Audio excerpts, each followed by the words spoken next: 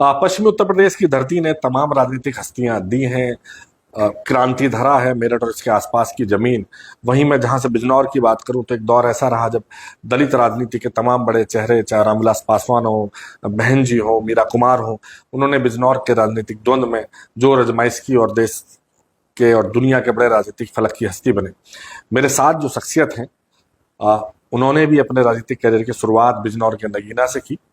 और शायद शुरू में लग रहा था लोगों को कि एक युवा लड़का बिना किसी बड़े दल के नाम के अपने एक नए दल के साथ क्या करेगा, लेकिन वो लड़का अब हमारे सामने सांसद बन के है। मैं स्वागत करता हूं नगीना के सांसद चंद्रशेखर का।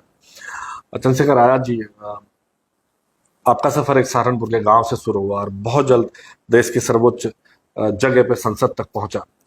तो सबसे पहले ये कि जो चंद्रशेखर आजाद अब एक सांसद है, संघर्षशील है, युवा लड़ाका राजनेता है, इससे पहले जब आप पढ़ते थे या जो आपका ग्रामीण जीवन है उस पर थोड़ा सा शुरुआत से बताएंगे तो लगता है दर्शकों को मजा आएगा शुरू से। गांव एक ऐसी जगह है जहां से जो पाठशाला में भी नहीं सीखा जाता वो गांव में सीखा जाता है। और हर व्यक्ति की नजर आपकी तरफ रहती है, क्योंकि जो गांव में वो किसी भी जाति धर्म का व्यक्ति हो, क्योंकि इस तरह का कनेक्शन होता है कि वो आपके परिवार का एक बड़ा हिस्सा होता है। शाम में लोग बैठते हैं, तो मैं ऐसे माहौल में पैदा हुआ हूँ।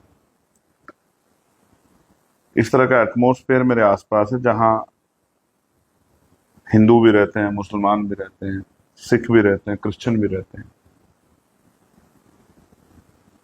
एक ऐसे माहौल में मैंने ज्ञान हासिल किया, चीजों को जाना, परखा, यानी कि बौद्धिक विकास मेरा उसी क्षेत्र में हुआ। और मेरी जो प्राइमरी से स्कूलिंग है वो वहीं छुटमलपुर में हुई है। सहारनपुर के छुटमलपुर, हाँ, जिला सहारनपुर। और मेरा इंटर तक का जो मेरी पढ़ाई वो भी वहीं तक हुई है। वहाँ हमारे एच पी इंटर कॉलेज एक कॉलेज है, उसी में 12वीं तक की पढ़ाई हुई। उसके बाद की पढ़ाई मेरी देहरादून में हुई है, सहारनपुर में हुई। मेरे पिताजी टीचर थे प्राइमरी स्कूल में, और उन्होंने बचपन से शिक्षा पे बहुत जोर दिया। और जिन महान पुरुषों के आंदोलन को हम लोग आगे बढ़ाने की कोशिश कर रहे हैं, उनमें भी अब जब मैं उनको पढ़ता हूँ या जानने की कोशिश करता हूँ, जब मैंने शुरुआती दौर में उनको जाना तो उनका भी शिक्षा पे एक जोर था कि शिक्षा बहुत जरूरी। तो मेरे फादर भी बच्चों को पढ़ा के आते थे, लेकिन फिर भी कोशिश करते थे कि वो हमें पढ़ने के लिए जोर देते। और बचपन में जब उस तरह का ज्ञान नहीं होता तो ये लगता था कि ये जोर क्यों, भाई मेरा तो खेलने का मन है, वो पढ़ने के लिए कह रहे हैं, ऐसा क्यों। तो जब आप में ज्ञान नहीं होता तो आपके बड़े ही आपको रास्ता दिखाते हैं, जब तक आपका बौद्धिक विकास उस तरह नहीं होता। भारत में 18 साल की उम्र का आदमी को बालिग माना जाता है जब वो वोट डालने की स्थिति में आ जाता है। 17 साल 11 महीने कुछ दिन भी हो जाए तो भी वो वोट नहीं डाल सकता है। तो यानी कि एक एज का पड़ाव है, एक अनुभव का पड़ाव है। तो मेरी प्रारंभिक शिक्षा से लेके और आज यहाँ तक पहुंचने में मेरे फादर का एक बहुत बड़ा कंट्रीब्यूशन है। हर युवा का सपना रहता पढ़ते वक्त, माता पिता का सपना रहता कि हमारा बेटा बड़ा होके जी ये बनेगा। आप क्या बनना चाहते थे? देखिए, मैं खेल कूद में मेरा बड़ा इंटरेस्ट था। मैं क्रिकेट बहुत खेलता था और मेरी इच्छा थी कि मैं क्रिकेटर बनूं। ये तो मेरी स्पोर्ट की हॉबी के तौर पे थी, लेकिन मेरे फादर की का भी सपना था, वो चाहते थे मैं जज बनूं, क्योंकि उनके जीवन में एक ऐसी घटना घटी। उन्होंने किसी को उधार पैसे दिए उसकी मजबूरी के समय में, और उस आदमी ने लौटाने की बजाय वो पैसे मना कर दिए देने से। तो मेरे फादर ने उनके खिलाफ एक मुकदमा कर दिया, और मेरे याद है 15 साल वो मुकदमा चलता रहा। हम मतलब हम लोग कच्छे से लेके पैंट में आ गए और छोटे छोटे बालों से लेके चेहरे पे दाढ़ी मूंछ आ गई, लेकिन मेरे फादर रोज हर हफ्ते या 15 दिन में तारीख पर जाते थे, और जब वो आते थे तो हमसे चर्चा करते थे, घर में माँ से बैठ के बताते थे कि आज क्या हुआ है। तो जब उसका फैसले का समय आया तो जैसा आपने कहा कि इसको जो है आप निपटा लो आपस में बैठ के, तो मेरे फादर ने कहा आप ही नहीं पटवा दो सर। तो उन्होंने कहा कि आप इसको सेटल कर लो। मेरे फादर ने, जहां तक मुझे याद है, 25,000 रुपए लगभग दिए। जी। और जैसा आपने कहा कि इसको 5,000 रुपए में सेटल कर लो, मेरे फादर ने कहा सर मैं टीचर हूं, मैंने अपने बच्चों के पेट का जो निवाला था वो काट कर जो पैसा स्टोर किया था वो इस व्यक्ति को दिया। और 15 साल से मैं कोर्ट की तारीखें झेल रहा हूँ, छुट्टी लेके आता हूँ, कोर्ट की तारीख में आता हूँ, वकील को पैसे देता हूँ, किराए के पैसे लगाता हूँ। तो जो मेरा मूल है कम से कम वो तो मुझे दिला दो। अगर वो भी नहीं मिलता तो ऐसी कोर्ट से न्याय की उम्मीद क्या की जाए, जहां जो मैंने दिया है वो ही मुझे नहीं मिल रहा है, ऊपर से मेरा 20,000 रुपए खर्च हो गया है, ये पैसा मेरे बच्चों के हिस्से का था। तो मैं ये न्याय नहीं। तो मेरे फादर में बड़ी निराशा थी। उनका कहना यह था मुझे कि भाई आपको लॉ करनी है, उसके बाद आपको पीसीएसजे की तैयारी करनी है, आपको जज बनना है और गरीब लोगों के लिए न्याय आसान करना है। हालांकि आज भी आजाद भारत में एक बात तर्क संगत है कि अगर कोई, कहते हैं न्याय जन्मसिद्ध अधिकार है, लेकिन अगर कोई हाई कोर्ट जाना चाहता है और अपने केस की उस तरह पैरवी करना चाहता है तो उसको एक ऐसा वकील चाहिए जिसके फेस वैल्यू और जिसकी पर हियरिंग की फीस जो है 2.5-3 लाख रुपए है। और सुप्रीम कोर्ट में तो 10-10, 20-20 लाख रुपए वाले पर हियरिंग वाले जज वकील भी हैं। तो न्याय तो पैसे वालों के हिस्से में आ गया है। अब गरीब को न्याय नहीं मिलता है। गरीब आदमी तो हाई कोर्ट, सुप्रीम कोर्ट जा भी नहीं सकता है। एक बार चला जाएगा तो शायद दोबारा जाने की इच्छा भी नहीं होगी। तो ये एक विरोधाभास है कि न्याय सबका जन्मसिद्ध अधिकार, लेकिन मिलता नहीं। तो मेरे फादर चाहते थे मैं जज बनूं, उन्होंने मुझसे बहुत कोशिश की कि जज बनने के, मेरा इंटरेस्ट इस तरफ था। मैंने लॉ भी किया। अपने फादर, क्योंकि वो हीरो थे, उनकी बात माननी जरूरी थी, मुझे इंटरेस्ट ही नहीं किया। लेकिन मैं उनका ये सपना पूरा नहीं कर पाया कि भाई मैं जज बनूं। लेकिन मैंने एक सपना उनका जो उनके मन में था, क्योंकि भाई जब मेरे फादर बीमार हुए तब वो चाहते थे कि मैं अमेरिका जाऊं पढ़ने के लिए, और वो भी इसी से जुड़ा हुआ कि मैं एलएलएम वहां करूं। और साइबर क्राइम उस समय बड़े इंडिया में बहुत तेजी से फैला था, और साइबर क्राइम के एडवोकेट हमारे पास नहीं थे। ये हमारे लिए बिल्कुल नया था। तो मेरे फादर को गाइड किया गया हमारी फैमिली के जो और सीनियर लोग हैं उनके द्वारा कि इनको आप पढ़ने के लिए बाहर भेज दो, अच्छा है वहां से करके आ जाएंगे तो साइबर क्राइम और एलएलएम तो हो सकता है कि यहाँ भी आ जाए या वहां भी सेटल हो जाए, तो एक बच्चा कामयाब हो जाएगा। तो अपनी पूंजी को एक बार आप इस पे इन्वेस्ट कर दो। उसी बीच मेरे फादर बीमार हुए, और जब चीजें पकड़ में आई तो पता लगा उनको कैंसर था। वो कैंसर तब अमीरों के दायरे में तो आता था इलाज के, गरीबों के में नहीं आता था। तो हम मिडिल क्लास फैमिली है, 3 भाई 3 बहन, माँ पिताजी। तो हमारे हिस्से में बेहतर इलाज नहीं है, सरकारी अस्पतालों की व्यवस्था बहुत अच्छी नहीं है, वहां ना दवाई मिलती है ना डॉक्टर टाइम पर मिलते हैं, टेस्ट बाहर से कराने पड़ते हैं। गरीब परिवार के लिए सर्वाइव, इतना सब कुछ सर्वाइव करना, इतना रिसोर्स जुटाना आसान नहीं है। मेरे फादर बड़े स्वाभिमानी थे। उन्होंने मुझसे एक बार कहा कि मेरे अकाउंट खाते में कितने पैसे बचे हैं, जब उनका इलाज चल रहा था। तो मैंने हालांकि पहले बताया नहीं, फिर बता दिया क्योंकि बताना तो था ही। तो उन्होंने कहा कि मैं नहीं चाहता कि मेरे ऊपर उधार के पैसे लगे। तो जब उनकी डेथ हुई तो मैंने कोई पैसा कर्ज नहीं लिया। तो मगर 11 जनवरी 2013 को मैंने अपने पिता को खो दिया। सुबह के 4 बजे थे और वो मुझे छोड़ के चले। 12 जनवरी को मैंने तय किया कि कोशिश करूंगा कि किसी और के पिता की, भाई की, बहन की, माँ की, बेटी की, पत्नी की जान इलाज की कमी, यानी कि पैसों के द्वारा या जो सिस्टम में खामियां उसके जरिए ना हो। तो इस आंदोलन में जुट गए। फिर अपने जो सपने थे, अपनी जो चाहते थी, उनको पीछे छोड़ दिया, और फिर संघर्ष का दौर शुरू हुआ। और ये संघर्ष का दौर आज 2025 में है। 2013 से 12 साल हो गए, खूब आनंद में है। जब सांसद का सर्टिफिकेट ले आओगे तो पिताजी का चेहरा याद आया? 2 दिन ऐसे होते हैं, एक फादर्स डे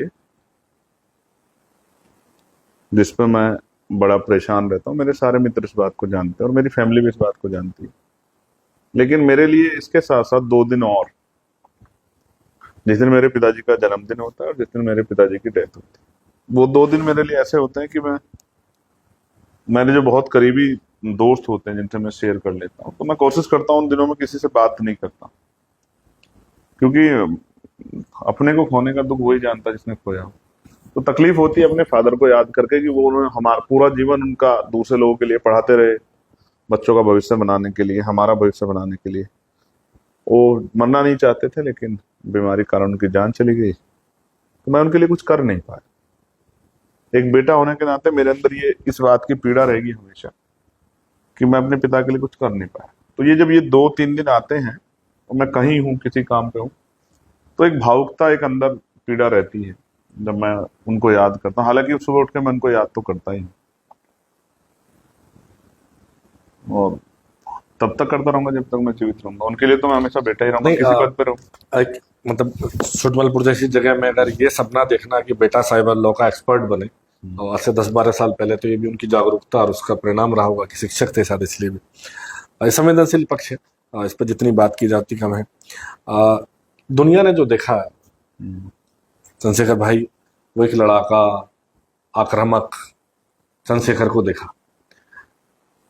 वैसे तो अब शब्दावलियों के बंधन टूट गए हैं, पर जब वो पहली बार बोर्ड लगा गांव में, आपका फोटो वायरल हुआ, तब शायद इन शब्दों को कहना और एक दूसरे को संबोधन भी एक आपत्तिजनक माना जाता था। आपने उस शब्द को सार्वजनिक रूप से जब चर्चित लाया, तो ये युवा शायद मुझे लगता है कि दुनिया के फलक पर दिखना शुरू हुआ। वो घटना क्या है? 2 चीजें हैं। कभी कभी मुझे हंसी भी आती है जी। कि वो मीडिया जिसपे हम लोग आंख बंद करके भरोसा करते हैं, कभी कभी वो इस तरह खबरें छापता है, उनको भ्रामक भी नहीं कह सकते, बेबुनियाद हो जाती हैं वो खबरें। मैं ये बात इसलिए कह रहा हूँ कि कई बार मैंने बड़े बड़े आर्टिकल पढ़े और वो बहुत सीनियर जर्नलिस्ट थे, लेकिन उन्होंने मेरे गांव का नाम कुछ और लिख दिया, जी। मेरे परिवार के बारे में कुछ और लिख दिया, मेरे बारे में कुछ और लिख दिया, मेरे स्कूलिंग के बारे में कुछ और लिख दिया। तो मुझे लगा कि उनके पास कोई ऑथेंटिक जानकारी नहीं है, किसी से ऐसे ही पूछ लिया। और कम से कम मुझसे ही पूछो अगर कोई। एक चीज आपको समझनी पड़ेगी, आज सोशल प्लेटफॉर्म है जी। मैंने आज एआई है, तमाम चीजें, मैं कुछ भी बनाकर डाल दूं, तो सोशल प्लेटफॉर्म की जिम्मेदारी है कि वो उसको ऑथेंटिक करें, पहले उसका सत्यापन करें कि बात सही है नहीं है। बिना सत्यापन करे उसको मार्केट में लेके आ जाना, उसका एक्सप्लोजर करना। बड़े प्लेटफॉर्म गूगल है, जी। जी। ट्विटर है जिसको एक्स जी। कहते हैं, जी। फेसबुक है, इंस्टाग्राम है, और उससे जिसको नुकसान होना है, जिसकी छवि को है, उसको वो होता रहे, किसी को फर्क नहीं पड़ता। जी। तो जैसा आपने कहा कि वो जो बोर्ड, वो मेरे गांव नहीं है, वो मुझसे 12 किलोमीटर हाँ, ये दूर। मैं क्लियर, जैसे देखिए, हाँ। आप सांसद हैं हमारे क्षेत्र के और हाँ। तमाम खबरें छपी हैं, लेकिन अगर आम लोगों से पूछेंगे तो वो जो नाम है, इसलिए मैं उसका नाम का कोट नहीं किया जानबूझ के, मैं जिससे कोट कि आप सच करूंगा, मैं कोट करूंगा, मैं आपके इस परेशानी से निकालूंगा। आप बात कर रहे हैं वो जो बोर्ड लगा ग्राम गड़कौली में, द ग्रेट चमार का। जी। मैं आपकी जानकारी के लिए बता दूं आपके दर्शकों को कि वो मेरा गांव नहीं, मेरा गांव छुटमलपुर है, जी। वो मुझसे 12 किलोमीटर दूर है। जब वो घटना हुई तो मुझे फोन आया, क्योंकि हमारा संगठन वहां उस एरिया में बड़ा स्ट्रांग था कि आपको आना चाहिए। इस तरह का विवाद हुआ। तब कौन सा संगठन चलाते थे? आजाद भीम समाजवादी आर्मी, तो भारत भीम एकता आर्मी। मिशन, जी। जी। हमारा बहुत शानदार संगठन, बड़ा नेटवर्क है, बड़ा नेटवर्क था भीम आर्मी। कोई गांव ऐसा नहीं है आज के समय में। जी। और मैं ये बात सिर्फ यूपी में बैठ के कह रहा हूँ, लेकिन ऑल ओवर इंडिया कोई मेजोरिटी में कोई गांव ऐसा नहीं कि भीम आर्मी की बात गांव तक ना गई। जी। क्योंकि जिस विचार को हम लोग चलाते हैं, उस विचार के 2, 4, 10 लोग हर गांव में किस है। स्टेज पे कब आपने भीम आर्मी की स्थापना की? हमारे साथियों 2014 में, 13-14 से हमने इसको चलाया है। तब आप कॉलेज में थे? हाँ, नहीं, वो तो पूरी हो गई थी पढ़ाई। अच्छा, तो ठीक। लेकिन 2015 में ऑफिशियली हमने इसको वो किया है कि हम इसको इस नाम से आगे बढ़ाएंगे। उद्देश्य, मतलब वजह क्या रही होगी, क्या सोचा गया? वजह तो प्राइमरी भीम आर्मी एक पाठशाला, ऐसा संगठन है जिसने बहुत जल्दी पहुंच बनाई, युवाओं की का बड़ा प्राइमरी पसंदीदा जो संगठन था। एक्चुअली क्या, और उससे जाति मेरे जनजाति फादर टीचर थे जी। और वो प्राइमरी स्कूल से रिटायर हुए। तो मैं जब उनके स्कूल में गया, मैंने देखा कितना अच्छा व्यवस्था उन्होंने की। एक अनुशासन नजर आ रहा था, बच्चों का पढ़ाई के प्रति एक जो है उस इम्पोर्टेंस को वो बच्चे समझ रहे थे, वो आ रहा था। लेकिन बहुत सारी जगह पे ये नहीं था। बहुत सारी जगह पे जो है पढ़ाई की, मैं गया स्कूलों में तो वहां बच्चे अपना 5वीं क्लास का बच्चा नाम लिखना नहीं जानता है, अपने पिता का नाम लिखना नहीं जानता है, वो इंग्लिश में नहीं लिख पा रहा है। तो मैं समझ रहा था ये बुनियादी कमजोर हो जाएगी, तो इसमें बिल्डिंग कैसे अच्छी बनेगी। तो शिक्षा तो हथियार है, मैं हमारे बचपन से हमारे खून में भरा गया। शिक्षा हमारे लिए तरक्की का सबसे बड़ा रास्ता है, और वो शिक्षा ही कमजोर होगी तो भीम आर्मी में जो शुरुआत है वो प्राइमरी पाठशाला जो है खोली गई बड़े पैमाने पे, कि जो बच्चे जो हैं, जो बाबा साहब अम्बेडकर ने कहा पे बैक टू सोसाइटी, कि जिस समाज से निकल के आए और समाज कुछ दो, तो उन बच्चों को पढ़ाया जाए जो प्राइमरी स्कूल में पढ़ रहे हैं, और प्राइमरी स्कूल में गरीबों के बच्चे पढ़ रहे हैं मोस्टली, उनको पढ़ाया जाए और उनकी बुनियाद मजबूत की जाए, जिससे कि वो आगे, क्योंकि कंपटीशन बढ़ रहा है, तो वो इंग्लिश मीडियम के बच्चों का मुकाबला कर सके। तो 2015 में इसको एस्टेब्लिश कर दिया, कि 2015 से इसको आगे बढ़ाया नाम के साथ। 16 में वो घटना घटी, मई की, शायद आई थिंक मई का समय था, और बड़ा उसको चर्चित हुई वो, मुझे पुलिस ने अरेस्ट किया, मारपीट भी हुई, बहुत सब कुछ हुआ पूरे वेस्ट यूपी में उसको। फिर एक बड़ी पंचायत हुई, फिर वो मतलब मीडिया के भाइयों ने उसको उस तरह से जो है, जो उनका जिसका जो जो सुटेबल जिसको लगा, उसने उस तरह से उसमें रिएक्शन दिया। बोर्ड पे आ रहे थे हम, बोर्ड की बात। बोर्ड पे, तो वो बोर्ड गांव के लोगों ने लगाया। अच्छा, उनकी इच्छा थी कि भाई हम अपने गांव में, क्योंकि बाकी सब जातियों के लोगों ने भी लगा रखे हैं। ठीक। और मैं आपके चैनल के माध्यम से एक जानकारी और देना चाहता हूं दर्शकों को, कि इस देश में जो जब दुनिया में सेकेंड वर्ल्ड वॉर हुआ, तो यहाँ जाति के आधार पर रेजिमेंट बनी है। जी जी उसमें चमार रेजिमेंट बनी है। जी। ये हिस्टोरिकल है, लोग नहीं जानते हैं। रेजिमेंट बनी है, और रेजिमेंट के ने जो सेकेंड वर्ल्ड वॉर था उसमें बहुत बड़ा शौर्य का प्रदर्शन किया है। उनको बैटल ऑफ ऑनर मिला है उनको। उनके आज भी उनको दफनाया गया जहां है, वो है स्थान उनके बहुत सारे, उनके वो हम उन लोगों से मिले जो सेना के जवान थे। और आपको जान के हम, मतलब राष्ट्र प्रेम के बारे में ये बात मेरी बहुत ऑथेंटिक है, लोगों को इसको समझना चाहिए कि किसान कमेरे वर्ग में राष्ट्र प्रेम कितना मजबूत होता है, सिर्फ नारा नहीं लगाता वो। उन्होंने ये रेजिमेंट खत्म क्यों हुई, क्योंकि अभी जाति रेजिमेंट है, राजपूत रेजिमेंट है, गोरखा रेजिमेंट है, जाट रेजिमेंट है, और भी बहुत सारे रेजिमेंट है। ये खत्म क्यों हुई? सिख रेजिमेंट है, सिख लाइफ एंड, क्योंकि अंग्रेजों ने कहा उनसे कि अब आप आजाद हिंद फौज के खिलाफ लड़ो। जी। और उसके जो लीडर्स थे उस रेजिमेंट के, उन्होंने कहा कि आजाद हिंद फौज देश की आजादी की लड़ाई लड़ रही है सुभाष चंद्र बोस जी के नेतृत्व में, तो हम अपने जो हमारी आजादी की लड़ाई लड़ रहे हैं उनके खिलाफ नहीं लड़ेंगे। देखो कितनी शानदार बात आपको बता। उन्होंने कहा आपकी नौकरी खत्म कर देंगे, आपके रेजिमेंट खत्म कर देंगे, आपके मेडल छीन लेंगे। उन्होंने कहा सब छीन लो, लेकिन जो देश के लिए लड़ रहा है उसके खिलाफ नहीं लड़ेंगे। और क्योंकि वो सब जवान थे, रेजिमेंट खत्म हुई, तो कहाँ गए? उन्होंने आजाद हिंद फौज ज्वाइन की और देश की आजादी की लड़ाई में बहुत बड़ा योगदान दिया, बलिदान दिए। तो इसलिए वो बोर्ड जो है, कोई कुछ भी कहता रहे, पश्चिम में यहाँ मेरठ से आगे आगे जो मैं जिस समाज में पैदा हुआ, जाटो समाज, शेड्यूल कास्ट का, उसको इसी नाम के सर्टिफिकेट बनते हैं।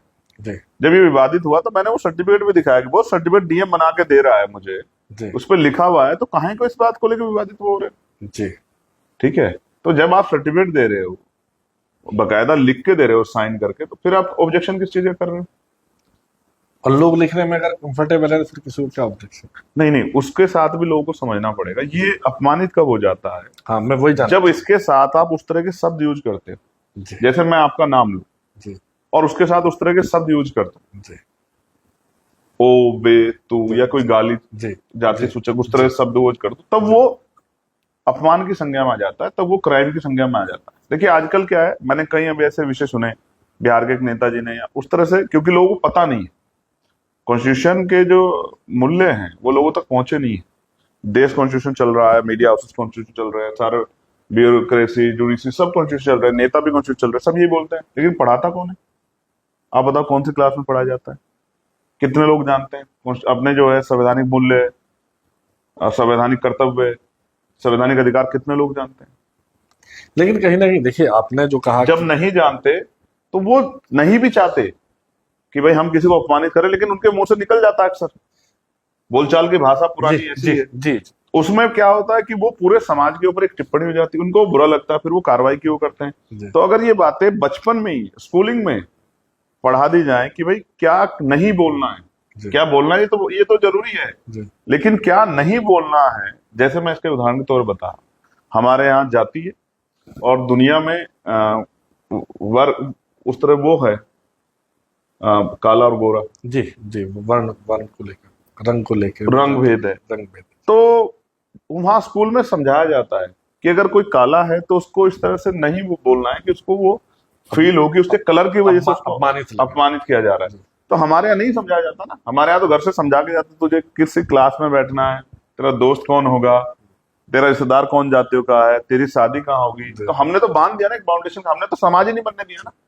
जी। जब समाज बनेगा बेड़ियां टूटेंगी, इसलिए बाबा साहब अम्बेडकर ने एलिनेशन ऑफ कास्ट लिखी बुक, और उसमें जातियों को तोड़ने का सबसे अच्छा फॉर्मूला ये दिया कि अंतर जातीय विवाह होने चाहिए, जी। अंतर जातीय संबंध बनने चाहिए। तो उससे क्या होगा कि जब एक दूसरे के रिलेशन में हम लोग आ जाएंगे तो फिर एक दूसरे के सम्मान को करना और एक दूसरे के सम्मान का ध्यान रखना हमारे लिए बहुत महत्वपूर्ण हो जाए। तो सॉरी, तो बोर्ड आपने नहीं लगवाया था? बोर्ड उसी गांव के लोगों ने लगाया। करेंगे बात। ठीक। देखिए, अभी आप कह रहे थे कि वो बोर्ड जो है अलग अलग मतलब तरीकों से प्रचारित हुआ, लेकिन ये भी तो सच है कि चंद्रशेखर आजाद या बाद में एक नाम जुड़ा आपका, चंद्रशेखर रावण। चंद्रशेखर आजाद तो आपका नाम है, चंद्रशेखर रावण जुड़ा। तो वो जो चंद्रशेखर रावण जो प्रसिद्ध हुआ, युवाओं की आवाज बना, चेहरा बना, वो कहीं ना कहीं उस बोर्ड का इम्पैक्ट तो था। आप इस बात को तो मानेंगे? बिल्कुल ना नहीं करना। जिस बात को लोग छिपा रहे हैं, जिस बात पे से लोग कहने से डर रहे हैं, उस बात को अगर कोई पूरी हिम्मत से कहे तो चर्चा का विषय तो बनना ही। तो मैं फिर ये कहूंगा, उस गांव का मेरे ऊपर बड़ा कर्ज है, उस गांव से मुझे पहचान मिली, तो इसमें कोई दो राय नहीं। मैं इस बात को बिल्कुल नहीं नकारना कि भाई वो बोर्ड जो है वो ऐतिहासिक बोर्ड है, और ये बड़ी हिम्मत की बात थी कि उन लोगों ने अपने आप को स्वीकार किया और अपना बोर्ड लगाया। तो चंद्रशेखर आजाद चंद्रशेखर रावण कैसे हो गए? ये आप मीडिया के भाइयों की देन है। नहीं, लेकिन ये तो सालों तक चला। इस पे आपत्ति तो आप जाके हुई जब आप सांसद बन गए, तब जाके नहीं नहीं नहीं, नहीं। इसमें आपत्ति जब मैं जेल से बाहर आया, जी, जब मैं जेल में रहा तो खूब मीडिया ने यही वर्ड चलाया चलाया चलाया। जब मैं जेल से बाहर आया तो दूसरे दिन मैंने इस बात को वो किया कि कोई अब इस नाम को मेरे, क्योंकि ये मेरा ऑफिशियल नहीं है, तो उसको यूज नहीं करेगा। और मैंने ये भी कहा कि अगर कोई इस तरह का नाम यूज करेगा तो मैं उसके खिलाफ फिर FIR कराऊंगा, मैं मानूंगा कि मेरा डेफर्मेशन किया जाए। तो फिर मीडिया ने उसको कम किया, लेकिन अभी भी कई बार देखता हूँ बड़े बड़े जो अखबार है वो लिख देते हैं। ये आया कहाँ से आपको नहीं मालूम? उनका उस समय की जो मीडिया के जिन लोगों ने मेरे उस घटनाक्रम को दिखाया, तो उन्होंने मुझे इस तरह से प्रचारित किया कि मेरा जो किरदार है और मेरा जो काम है वो रावण के किरदार जैसा है। मेरी मूछे और जिस तरह से मैं अपने लोगों को प्रोटेक्शन कर रहा था, जिस तरह से मैं लड़ाई लड़ रहा था अपने लोगों की, उस हिंसा को उन्होंने उस किरदार के आधार पे, क्योंकि इस देश में क्या है, रावण भले ही किरदार के आधार पे महाकाव्य में भले ही बहुत ज्ञानी रहे हों, भले ही और बहुत सारी चीजें उनके उपलब्धियां हों, लेकिन वो अब उनको उनके किरदार को आज भी जो है, अभी दशहरा आएगा तो उनको जलाया जाएगा, तीर मारे जाएंगे उनको। तो ये तो वो उनकी नजर में अपने लोगों की लड़ाई लड़ने वाला चंद्रशेखर उस किरदार की तरह था जिसको गवर्नमेंट कह रही थी कि हमें इसको जेल में पकड़ना नहीं है, हमें इसको पकड़ना नहीं, हमें इसको इनकाउंटर करना है, हमें इसको मारना है। तभी के एक बड़े अधिकारी का बयान था कि हम उनको सरेंडर नहीं करने देंगे, हम उनको इनकाउंटर करेंगे। मैं बिल्कुल इसी सवाल पे आना चाहता था चंद्रशेखर भाई। आपकी कुछ फोटोज आई थी अस्पताल से व्हील चेयर पे, और लगा कि बहुत बीमार हैं। तो वो बीमारी थी, कोई कोई पुलिस का ऐसा 3rd डिग्री टाइप का कुछ ऐसा ट्रीटमेंट था कि एक मजबूत जवान हट्टा कट्टा काठी वाला युवा जो है वो व्हील चेयर पे, लोगों ने इस स्थिति में देखा कि जब लगा कि पता नहीं कि क्या होगा आगे। हाँ, ये मेरे जेल के रहने के दौरान की बात है जी। मुझे दिक्कत हुई, बीमारी हुई, और वो उस तरह का सिचुएशन था कि मैं अपने आप को बहुत कमजोर महसूस कर रहा था। तो मुझे, आप कभी चेक करके देखना कि पुलिस जो है, जेल पुलिस बहुत कम कोशिश करती है किसी पेशेंट को बाहर भेजे जी। अस्पताल दिखाने के लिए, क्योंकि जेलों में अस्पताल होते हैं, वहीं से मेडिसिन वगैरह के लिए वो करते हैं। मेरे जैसा आदमी जिसको गवर्नमेंट नहीं चाहती बाहर आए, वो कैसे बाहर आ जाए? तो उस तरह की सिचुएशन जो है, क्रिटिकल सिचुएशन हुई, और वहां के हॉस्पिटल स्टाफ ने ये तय किया कि भाई इनको बाहर भेजना है और दिखाना पड़ेगा, तो भाई कल कोई बड़ी घटना हो जाए, कोई इस तरह की सिचुएशन बन जाए कि जान पे बनाए, तो फिर कौन जवाब देगा कि भाई अगर इस तरह की सिचुएशन थी जेल में तो आपने उनको क्यों वो नहीं किया। हुआ ना, मैं 8 दिन तक भूख हड़ताल पे रहा। जी जब 2 अप्रैल 2018 घटना हुई, मैं जेल में था, और जिस तरह निर्दोष लोगों को जेल भेजा गया, मेरठ में भी, जी मुजफ्फरनगर में भी, और लाठियां चार्ज हुई और कई लोग 17 नौजवानों की जान चली गई, तो मुझे ये बात बहुत पीड़ा दी कि मैं उनकी लड़ाई नहीं लड़ पा रहा हूँ। तो मैंने जेल में भूख हड़ताल कर दिया, 8 दिन भूख हड़ताल पे रहा। तो उससे जो है मुझे बहुत दिक्कत हुई, और जिस तरह से बॉडी में उस तरह की समस्या पैदा हुई, तो फिर वो मजबूरी में अस्पताल में लाया गया। लेकिन कुछ दिनों बाद फिर रिकवर किया, फिर चला गया। मैं मेरठ भी आया था जब मुझे पेट में बड़ी दिक्कत हुई, खाना नहीं खा पा रहा था, 10-15 दिन हो गए, उस तरह सिचुएशन बन गई। तो 8 दिन में यहाँ भी रहा मेरठ में, मेरठ के जो सिविल हॉस्पिटल जी है, मेडिकल कॉलेज, उसमें भी मैं 8 दिन रहा। हाँ, मगर जेल में कहा जाता है कि जब तक आप पे अपराध साबित नहीं होता जी। तब तक आप आरोपी होते हैं। लेकिन जिस तरह का व्यवहार जेल में होता है और जिस तरह से आपके मानसिक जो है प्रताड़ना से गुजरना पड़ता है। अब बार बार कुछ पुलिस अधिकारी, परसों भी आपने बयान में बोला था मेरठ में जब आए थे कि बड़े पुलिस के बड़े अधिकारी हैं जो जो आपके खिलाफ काम कर रहे हैं। पहले भी आपने बोला कि इनकाउंटर करना चाहते थे। क्या रंजिश उन पुलिस के अधिकारी की आपसे, क्या रंजिश? देखो, पहली बात तो ये मैंने नहीं बोला कि इनकाउंटर करना चाहते थे, ये उन्होंने ही बोला। ये अच्छा। उन्हीं का स्टेटमेंट है। जी जब हमारे लीगल टीम ने कहा कि हम उनको सरेंडर कराएंगे, तो उन्होंने कहा हम उनको सरेंडर नहीं करने देंगे। जी ये तो अगर 21 तारीख को दिल्ली में एक बहुत बड़ा जमावड़ा नहीं लगता, मेरे लोग नहीं आते मुझसे प्यार करने वाले, इस लड़ाई को से प्रेम को पसंद करने वाले, तो वो जो मैं कह रहा हूँ, जो मैं शब्दों में कह रहा हूँ, वो होता, वो 100% होता। हो रहा है, आज सरकार में हो ही रहा है। जिसको सरकार पसंद नहीं करती उसको गोली मार देती है, पकड़ती कहीं से और दिखाती कहीं से। तो ये पसंद नापसंद का मसला था। हाँ, एक बात। दूसरी बात, अभी के लिए आपने कहा कि अधिकारियों, देखो पहली बात आप ये समझो कि पुलिस का जो स्ट्रक्चर है उसको आप समझो। पुलिस राज्य का विषय है, वो पुलिस राज्य सरकार के अधीन होने के कारण जो राज्य सरकार चाहती है वो पुलिस करती है।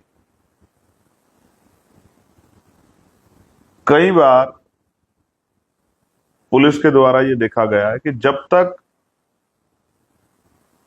बहुत बड़ा विवाद ना हो जाए, मैं आपको 2 उदाहरण देता हूं। यहां मेरठ में अभी एक घटना घटी, दादरी में गुर्जर समाज के लोग पंचायत करना चाहते थे, पंचायत की परमिशन नहीं मिली और लाठीचार्ज हुआ और 22 लोगों को जेल भेज दिया गया। लेकिन फतेहपुर में एक मकबरे को 3 दिन पहले भारतीय जनता पार्टी के नेता कहते हैं, बड़े बड़े पदाधिकारी उनके, कि हम उसको जाकर तोड़ेंगे।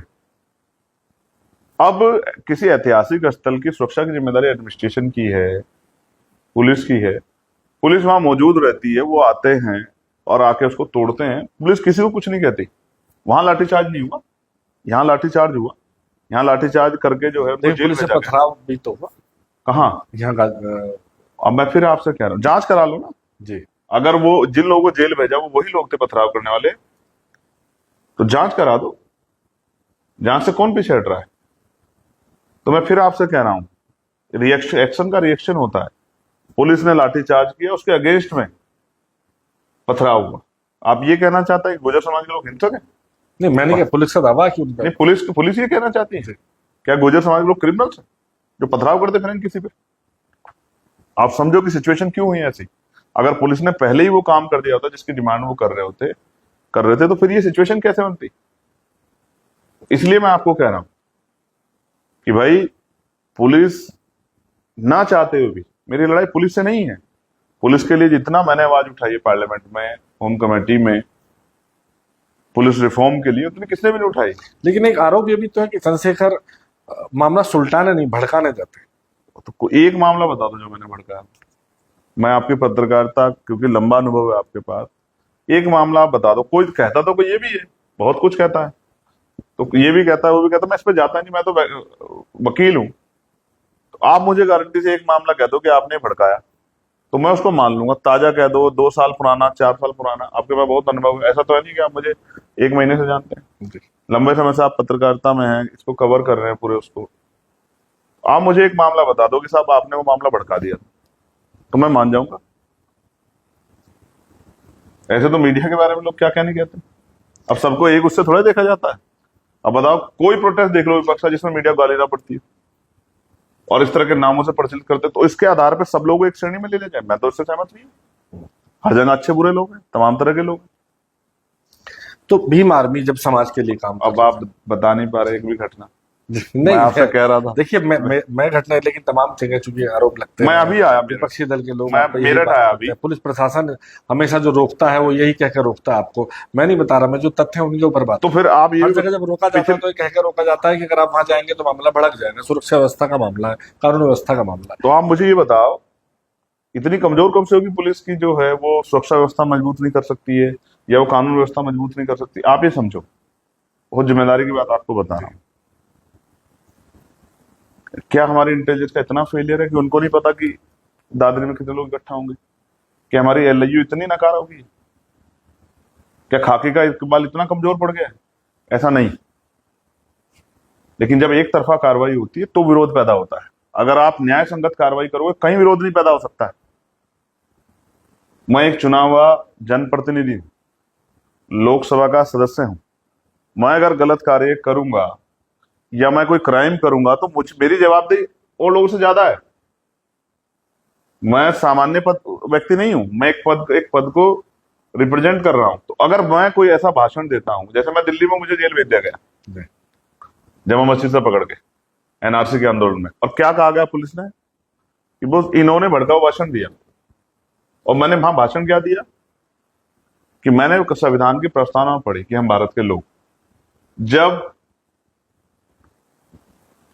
जज साहिबा ने पूछा, कामनी लॉ मैम थी, उन्होंने पूछा कि चंद्रशेखर का भाषण दिखाइए, क्या उन्होंने भड़काऊ भाषण, तो दिल्ली पुलिस का कहना था कि वो भाषण उन्होंने रिकॉर्ड नहीं किया। तो उन्होंने ये पूछा इन्वेस्टिगेशन ऑफिसर से कि बहुत, ये दिल्ली पुलिस है, देश की राजधानी की, यहाँ स्पेशल सेल है, अगर ये इतनी कमजोर है कि जो आदमी भाषण दे रहा है, जिसके को मुकदमा लगा जेल भेजा है, उसका उनके पास भाषण नहीं है, तो किस आधार पर उसको गिरफ्तार करके जेल भेज दिया? तो इस आधार पर मुझे बेल दी गई। तो ये बात मैं आपको इसलिए बता रहा हूं कि मैं मेरठ आया और मैंने क्या कहा, एक विवाद चल रहा है सम्राट मीर बोझे को लेकर गुर्जर और राजपूत समाज के लोग।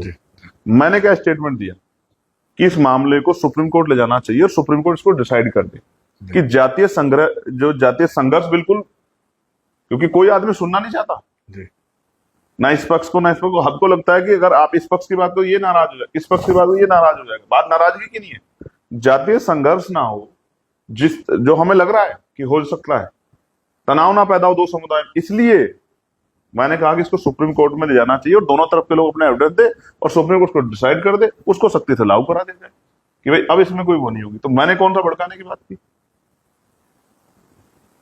मैं जब न्याय संगत ये कहता हूं कि आई लव मोहम्मद का जो बैनर है, अब अगर आपकी आस्था सनातन में है, आप आई लव महादेव का कार्ड पकड़े खड़े हो जाते, तो ये अपराध कैसे हो सकता है? आप मुझे बताओ। मेरी आस्था अगर गुरु रविदास जी में या भगवान बुद्ध में, मैं I love Guru Ravidas ji, I love Guru Samandas ji, I love भगवान बुद्ध का वो ले खड़ा हूं, इसको कैसे आप क्राइम वो कर दो डिक्लेयर? नहीं, लेकिन अभी आपने कुछ समय पहले जब शब्दों की बात चल रही थी तो आपने कहा कि शब्द गलत नहीं है, भावनाएं गलत है, कहीं भड़काने की भावना तो नहीं है, या किसी के प्रति ही उसको टीज करने की भावना तो नहीं है, अबे तबे टाइप के शब्द लगाने। वो कानूनन जुर्म हो जाए। तमाम विद्वानों ने जो पोस्टर आए इस पे कहा है, धार्मिक विशेषज्ञों ने कहा कि भाई ये तो दिल का मसला है, मन का मसला है। तो कहीं ऐसा तो नहीं कि पोस्टर दिखा के ये भड़काने की साजिश हो रही हो, तो क्या फिर पुलिस को नहीं उसको रोकना चाहिए? नहीं, उस पे फिर मैं कह रहा हूँ, मैं तो और जगह नहीं जाता, मेरे सहारनपुर में एक आदमी ने, सिंगल आदमी ने ये पोस्टर पकड़ा। तो आपका कहना है कि पोस्टर लगाना ठीक है? मैं क्या कह रहा हूँ, पोस्टर पकड़ा, पुलिस उसको इस तरह लेके गई, उसकी गर्दन पकड़, उसको इस तरह लेके जा। मेरा कहना ये है भाई, उसका अपराध क्या है ये तो बता दो। आप ज्यादा ज्यादा करो, उससे कह दो भाई आपने दिखा लिया, अब आप अपने पोस्टर को जेब में कर लो। इससे इस तरह की अशांति ना पैदा। अगर कोई हुजूम जाके इस तरह दिखा रहा है, दूसरे आदमी को टीज कर रहा है, तो रिएक्शन होगा। कोई आदमी मस्जिद पे लेके एक आदमी खड़ा हो गया है, तो मुझे नहीं लगता किसी को टीज होगा। और मैं तो उनसे भी कहता हूं जो लेके, तो भाई अपने प्रेम को अपने दिल में रखो। आज का माहौल ऐसा है कि धार्मिक स्वतंत्रता कॉन्स्टिट्यूशन ने दी है, लेकिन सरकार ने नहीं दी है। आपको लगता है उत्तर प्रदेश सरकार सुनना चाहते हो? उत्तर प्रदेश सरकार धार्मिक स्वतंत्रता सुनना चाहते हो जी? तो सुनो, कावड़, ये जब कावड़ का त्योहार था, कितनी जगह गाड़ियां टूटी, मेरठ से लेके गाजियाबाद, हरिद्वार, मुजफ्फरनगर, कितनी गाड़ियां तोड़ी, कितने लोगों को पीटा गया, कितने लोगों को हाथ जुड़वा के पीट के थाने बंद किया सरकार ने। क्राइम तो क्राइम है ना। कितनी गाड़ियां टूटी, आप बताओ, कितनी स्टोरियां कवर की होंगी अमर उजाला ने। आपको पता होगा, मैंने गाजियाबाद में देखी, मैंने मेरठ में देखी, मुजफ्फरनगर में, हरिद्वार पुलिस ने तो बाद में डंडा बजाना शुरू कर दिया कि भाई ये धार्मिक लोग कावड़िया नहीं, तो दंड है, अपराधी लोग हैं, इस तरह से हिंसा कर रहे हैं। उन्होंने तो, क्योंकि वहां के व्यापारियों ने कह दिया कि अगर हमारी दुकानों में हमला कोई करेगा तो हम छोड़ेंगे नहीं, तो फिर उन्होंने सख्त कर दिया। फिर मुख्यमंत्री को भी कहना पड़ा कि भाई ये इस तरह की हम स्वीकार नहीं करेंगे। क्यों क्यों आप समझो ना, एक जैसा कानून एक सबके लिए बराबर है ना, तो एक जैसा व्यवहार करो। तो आपको एक जैसा व्यवहार क्यों नहीं कर रहे हो? उत्तर प्रदेश सरकार, आपका कहना है कि वो हाँ, धर्म देख के कार्रवाई करती है। कांवड़ियों बिल्कुल पर साफ कार्रवाई कहना, होनी चाहिए थी। कार्रवाई, अपराध जो करे उस पर कार्रवाई होनी चाहिए। लेकिन आप इतने घटना होने के बाद एक आदमी पे एफआईआर नहीं दर्ज करते हो, और यहाँ एक बोर्ड पे, सिर्फ एक कागज पे आप जानवरों जैसे सलूक करते हो, तो फिर तो जवाब देना पड़ेगा ना। फिर मेरे जैसे लोग चुप हो जाएं तो फिर ये, जब मैं पार्लियामेंट में गया था ना भाई जी, तो मैंने जब ओथ ली ना, उस ओथ में ये था कि मैं भारतीय संविधान के जो मूल्य हैं, लोगों के प्रति जो लोगों के राइट्स हैं, उनको प्रोटेक्शन की जिम्मेदारी हम लोग लेने के लिए यहां खड़े हैं। मुझे वो संविधान की शपथ याद है। अगर हिंदुओं पे भी कोई अन्याय करेगी सरकार, तो मैं उनकी लड़ाई भी लड़ूंगा।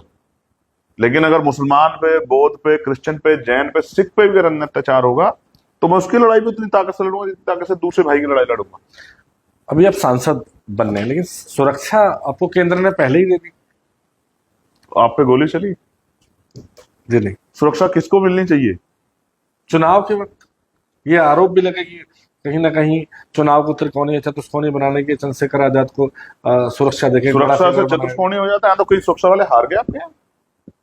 पता नहीं है आपको? आप देखो आपके अड़ोसी पड़ोसी कितने सुरक्षा वाले हारे हैं। सुरक्षा से जीत जाता क्या आदमी? चुनाव चतुष्कोणीय हो जाता है। ये कहा गया कि मैं आपको बताता मैं आपको बताता हूँ, आपकी जानकारी के लिए बताता हूँ।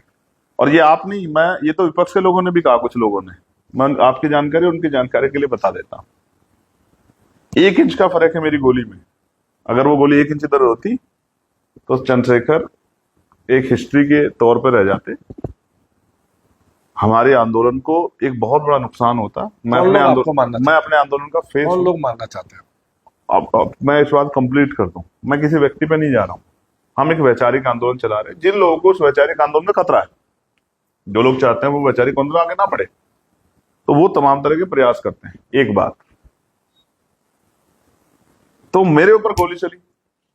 जब गोली चली तो बहुत सारे लोगों ने कहा कि तो पब्लिसिटी असिस्टेंट अपने आप चलवा ली होगी। तो पुलिस तो मेरी नहीं है उत्तर प्रदेश में। पुलिस ने गिरफ्तार किया, 4 लोगों को अरेस्ट किया। मेरी ये मांग थी कि और एक्सप्लोजर किया जाए क्योंकि और लोग हैं, तो मेरी मांग को नहीं सुना गया। 4 लोग पेश किए गए, उनसे पुलिस से पूछा मीडिया ने कि क्या ये डराना चाहते थे, मारना चाहते थे? तो पुलिस का बयान है, डीआईजी का, अजय साहनी जी का, कि ये डराना नहीं, ये हत्या करना चाहते थे, ये चंद्रशेखर को मारना चाहते थे। तो इतने बड़े आंदोलन का जो फेस है, जिससे लाखों लोग जुड़े हुए हैं, जो राजस्थान में चुनाव जब लड़ते हैं तो बहुत कम मार्जिन से 3 सीटें हार जाते हैं, मध्य प्रदेश में बहुत कम मार्जिन सीटें हार जाते हैं, जो महाराष्ट्र में बहुत कम मार्जिन सीटें हार जाते हैं, 22 राउंड तो आगे रह के। तो उस आदमी पे जब गोली चली तो मैं अकेला थोड़ा ही था सुरक्षा की मांग को उठाने वाला, मेरे साथ पूरा विपक्ष खड़ा था जंतर मंतर पे दिल्ली में। जयंत चौधरी जी आए, कांग्रेस के बहुत सारे बड़े नेता आए, तेलंगाना की एक पार्टी है चंद्रशेखर जी की, उनके नेता आए, समाजवादी पार्टी के नेता आए, लेफ्ट पार्टी के नेता आए, आरजेडी के नेता, तमाम नेताओं ने आके कहा कि भाई इनको सुरक्षा मिलनी चाहिए, इनकी जान पे खतरा है। और जब मुझे सुरक्षा मिली, और क्यों मिली इसका जवाब इंटेलिजेंस को से पूछो ना आप, कि ऐसी क्या सिचुएशन थी कि जिन लोगों ने मेरे ऊपर गोली चलाई थी उनको 1 साल के अंदर ही बेल कैसे मिल गई? मीडिया कवर नहीं करती ना। 1 साल के अंदर उनको बेल, मेरा चुनाव चल रहा था, उनको बेल मिल गई। तो ऐसी इंटेलिजेंस पे क्या रिपोर्ट थी कि अगर इस आदमी को सुरक्षा नहीं दी गई तो हो सकता है कि चुनाव के दौरान ये आदमी मारा जाए। इंटेलिजेंस ऐसे थोड़े मिल गई। जी तो जो लोग तब तक मेरे साथ सुरक्षा की मांग कर रहे थे वहां खड़े होकर, फिर वही लोग कहने लगे भाई इनको सुरक्षा क्यों दे दी। और मैं तो कहता हूं सारे नेता को छुड़वा दो, मैं भी छोड़ देता हूं। और मैं तो आज छोड़ूंगा, मेरा क्या है। मेरी सुरक्षा तो उसके भरोसे है जिसने मुझे पैदा किया, इस कुदरत ने, या मेरे लोगों के भरोसे है। लेकिन आप ये सोचो, मैं तो फील्ड का काम आज भी नहीं छोड़ रहा हूं। जी ये डन मैं तो आज भी फील्ड में हूं। डन चेक कर ले बेटा एक बार।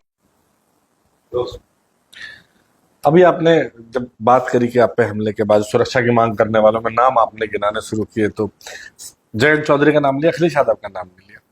आपकी जो पहली राजनीतिक दोस्ती की चर्चाएं चली जब आजाद समाज पार्टी आई, तो अखिलेश यादव उसमें से नहीं पहले नहीं, मैंने जो आया था मंच पे जी उसका नाम ठीक लिया। है, समाजवादी पार्टी के जैन जी आए थे मंच पे। समाजवादी पार्टी के नेता आए थे, अखिलेश नहीं आए। हाँ, खैर, अच्छा जो नहीं आया उसका नाम कैसे ले दूं, जी, आप कोई बताओ। बात उनकी नहीं, पार्टी के बहुत सारे नेता आए। मैं अभी आता हूँ उस हाँ। पे। जो पहली राजनीतिक दोस्ती जो आजाद समाज पार्टी बनने के बाद आई, मुझे वो इंटरव्यू एक टीवी चैनल का याद है जब आपने ये भी कहा कि अभी फोन अगर वो करें तो मैं अभी साथ देने को तैयार हूँ। Yes. आपने ऑन, और मेरे ख्याल से कोई दूसरे बड़े नेता भी थे, उनसे बोला कि आप अभी फोन करा लीजिए अखिलेश यादव से, मैं साथ देना। और शुरू में लग रहा था कि दो युवा चेहरे हैं, पश्चिम में आप बड़े मुफीद होंगे उनके लिए, एक अच्छे चेहरे होंगे, खासतौर से उस कम्युनिटी में जहां सपा के वोट थोड़े से कम रहते हैं। आप फिर ये हुआ क्यों नहीं, मतलब कैसे ये दोस्ती, आपने हमेशा बड़े भैया की तरह उनको मैंने अभी एक इंटरव्यू में ये पूरी बात बताई, क्योंकि उनके एक नेता ने एक इंटरव्यू में इस तरह की बातें की। वो बड़ी, मैं राजनीतिक भाषा को समझता हूँ कि भाई वो अच्छा काम कर रहे हैं, लेकिन वो फलानी पार्टी की गोद में बैठ गए हैं, तो ये है वो है। तो मुझे लगा कि अब इस बात को स्पष्ट करना चाहिए, इसको अब छिपाना नहीं चाहिए कि किसका फोन आया, कौन बीच में था। तो मैंने एक इंटरव्यू में अभी कुछ दिन पहले पूरी बात विस्तार से बताई कि मेरे पास किसका फोन आया। किसका आया, अभी थोड़ा शॉर्ट में बताएं तो बताएं। हाँ, मेरे पास फोन आया और बड़ी शानदार कहानी है। मतलब ऐसा लगेगा आपको, एक मूवी है वो, जिसमें उस तरह की वो हर कंडीशन इस तरह की होती है कि आदमी को झटका लगता है, यार इसको तो हम कुछ और सोच रहे थे तो कुछ और निकल गया, जी इसको तो हम हीरो समझ रहे तो विलन निकल गया, जी इसको हम विलन सोच रहे तो हीरो निकल गया। जी तो हुआ ये कि जब मैं उनके यहाँ पर मौजूद था तो उस अलायंस की बातचीत में एक शख्स थे, जज साहब, जी सिटिंग जज थे तब वो, जी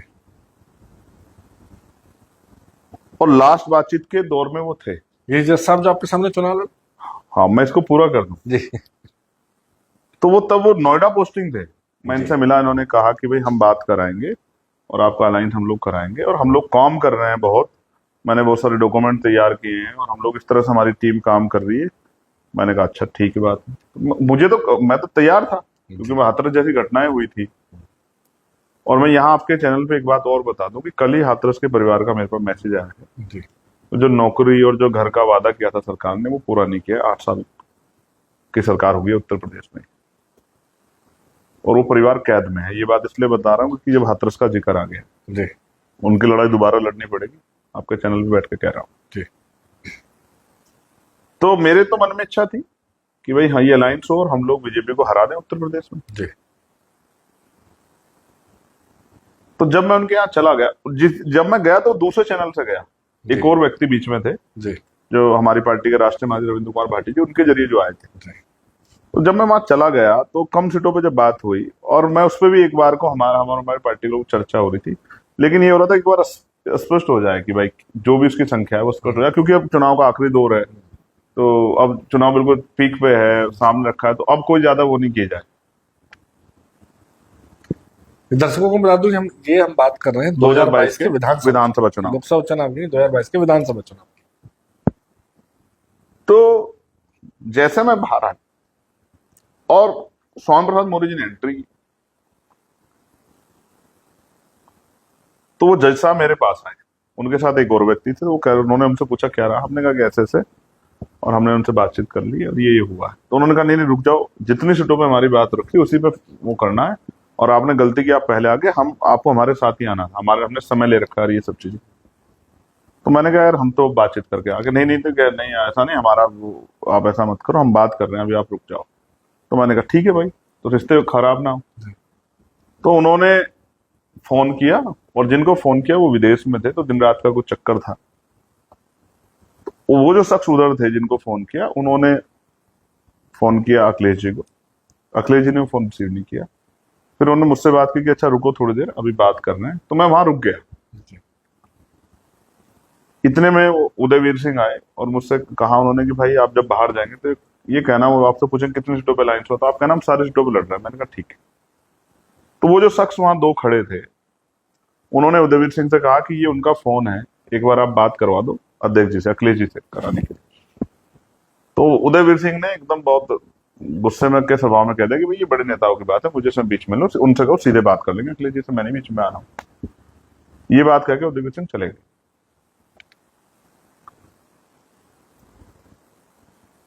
और इन्होंने मुझसे कहा, जो दो लोग अंदर आए थे, कि भाई आप जाके एक बार अखिलेश जी को कह दो कि हम शाम तक बताएंगे। और ये बात मैं अखिलेश जी से जाके कहा कि भाई इसको आप थोड़ा सा, इसमें वो है, इसको आप सीटें थोड़ी सी बढ़ा दो, क्योंकि हमें भी जवाब देना है सोसाइटी में जाकर, बीजेपी को हराना है। लेकिन कम से कम जो है, हम जो लोग हमारे साथ संघर्ष कर रहे हैं 5-6 साल से, उनको तो कम से कम हिस्सेदारी हम लोग दे पाए कि हम एमपी एमएलए बनने की लड़ाई खुद के लिए नहीं लड़ रहे। तो ये बात में उन्होंने कहा ठीक है, आप इनको एक नाम बता दें कि इनको कह के आ जाना, इनको आप बता देना।